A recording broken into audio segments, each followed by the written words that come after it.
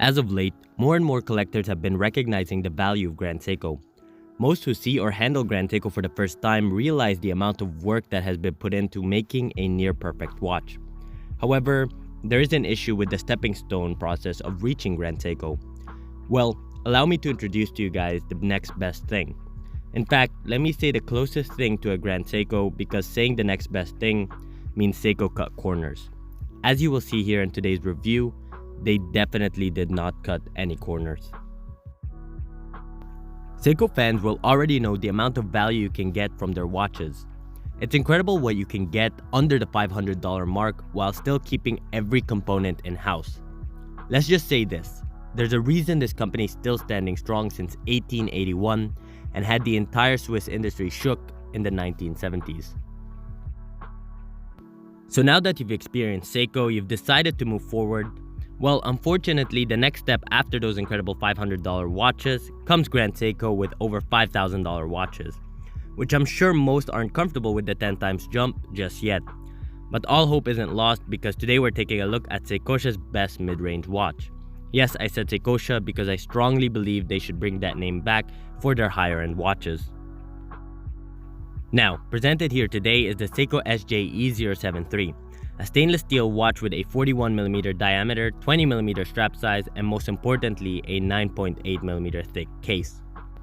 This watch may seem familiar. Well, that's because it's the successor, or should I say, what they should have done in the first place, of the Seiko SARX055. Now, the SARX055, however, was in titanium, which I personally prefer the stainless steel case of the SJE personally. The SARX also had a 12mm thickness versus the current almost 10mm thickness. And finally, the movement of the SARX was the 6R15, which is a great movement with a 50-hour power reserve. However, I prefer what's inside this watch. The most important difference, however, is the level of finishing on this watch. It's incredible. Quite frankly, makes me question purchasing my own Grand Seiko, especially if it was fitted with the spring drive caliber. I would heavily consider trading. The Zaratsu polishing mixed with the beautifully finished brushing is on par with Grand Seiko. The more we inspect this under macro, the more we realize how much we're getting for the price point. Many call this the Baby Grand Snowflake, however I completely disagree with that nickname. The dial is more of a frost dial, which is equally as beautiful, but it's just not the same. Honestly, I would personally call this the Seikosha Frost. Also, the more we look under macro, the more we realize this watch is perfect in every way. I couldn't find a single flaw on the dial. Now, fitted inside this watch is the 6L35 caliber.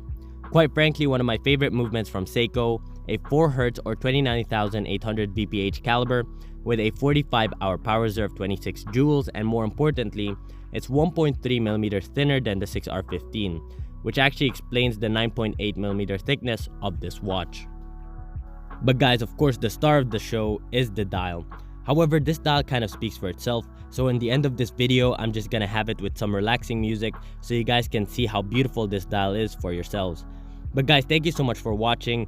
This video was in association with ExquisiteTimepieces.com.